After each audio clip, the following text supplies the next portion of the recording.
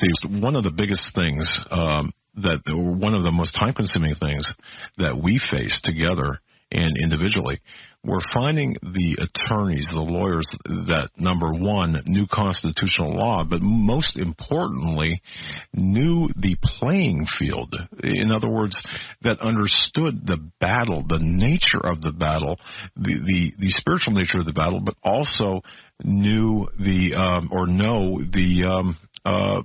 really the bigger picture, I guess.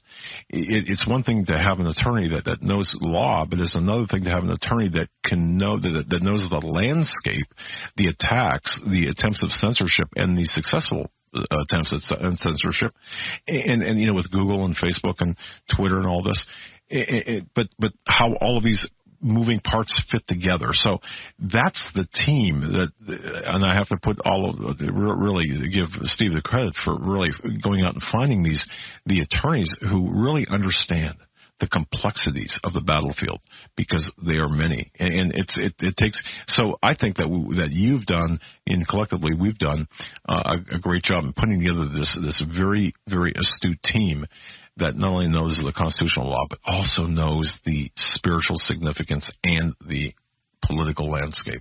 So thank you for letting me say that.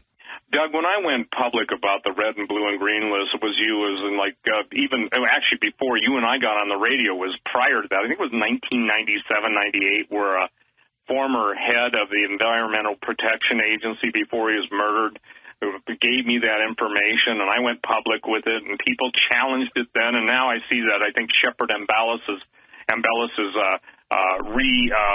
taking that point. When I said that there were assassination algorithms, mathematical formulas, if you will, the same kind of point system that's used on who gets taken out in the red list are the people that get taken out first upon the implementation of the New World Order's plans, gun owners, Christians. Then the blue list. The blue lists are people that are the military that won't go along with this. And by the way, everything is recorded. Everything that is put into email. I mean, everything. When I say everything, it's not everything minus. It's everything, and there isn't anything else you can add to the word everything. Okay. Do they have this? Yes. Do they have that? Yes. Can they listen to you through your computer? Yes. Do they listen to you through your TV and watch you? Yes. Do they know who your friends are? Yes. Do you know who your friends are that are turning you in behind your back? No. So when I said Facebook, when it first came out, was a self-erecting intelligence dossier, and I said this on David Knight. I was on with David Knight for an hour this morning on InfoWars, and I said it's based on human vanity.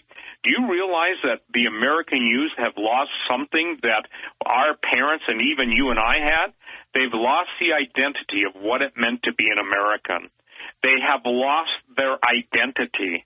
And the people that have worked overtime to brainwash them through the National Sewage Foundation of core curriculums and public education, they have divorced them from their roots. Michael Savage, border language culture. So as the youth have been divorced from what it means to be an American, they'll go with basically, hey, if somebody says, we're really Venusians, well, welcome to the People's Republic of Venus, or, whatever. So what is critical about where we're at right now, Doug, we have been gifted by the grace of God some of the most brilliant legal minds. It's not an idle threat, ladies and gentlemen, and we will post the filings on my site and on Doug Hagman's site, but we need your help financially. Understand this. This isn't just about the people that we're talking about tonight that have made all these claims and everything. I don't think people understand. We have the same rights at this point that everybody else has, and the fact that all truth is being silent should scare the hell out of everybody. I don't care if the Pope says there is no hell. I pray that God gives him a vision tonight and shows him the error of his ways. Really do. That's not a half-assed statement. But the thing is that if you cannot stand for us, and Doug and I had this talk this morning, Doug. I said, then Doug, and I think the Lord is going to have to speak to both of us, then what are we doing, okay? Then what are we doing? That's right. At the end of the day, what are we doing? And ladies and gentlemen, I've put up with it for 25 years. You couldn't be telling the truth or you would have been dead. And my statement is I've been telling the truth, and only Jesus and the intercessors have kept me alive.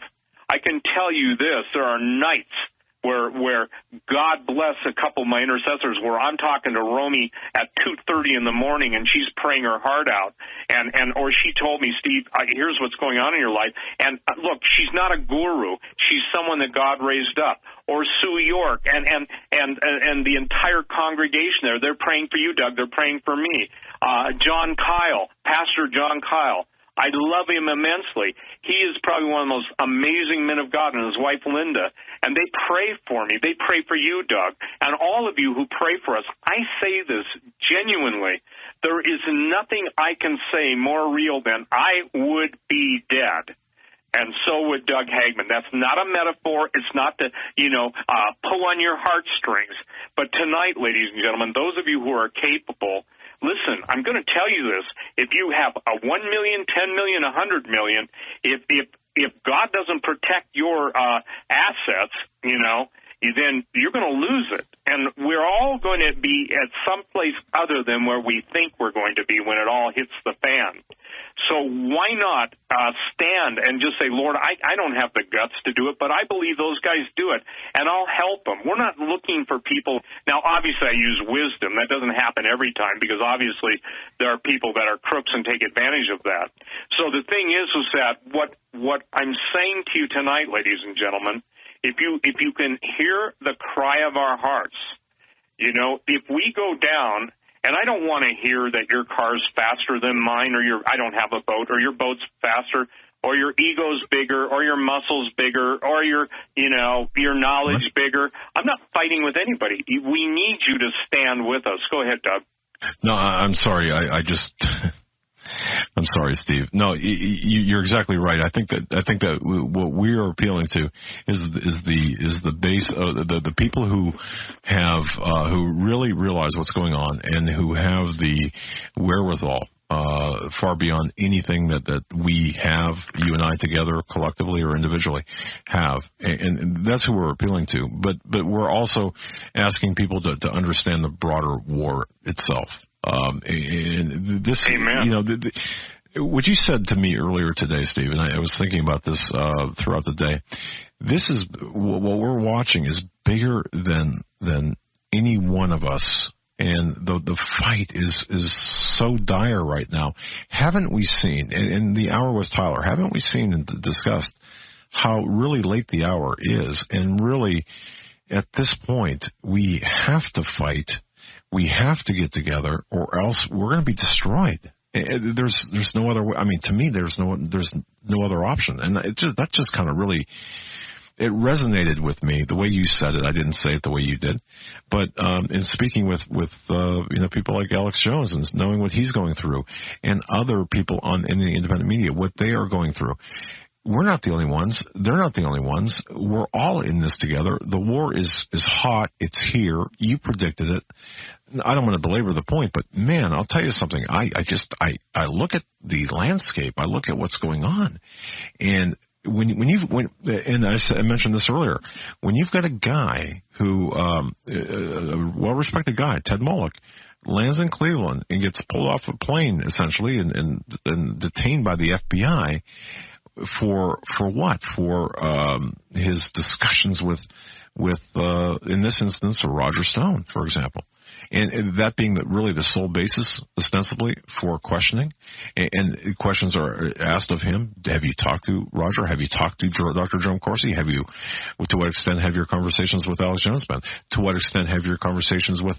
And I'm not going to name any more names. But do you have a? So this is what everyone out there is facing as well.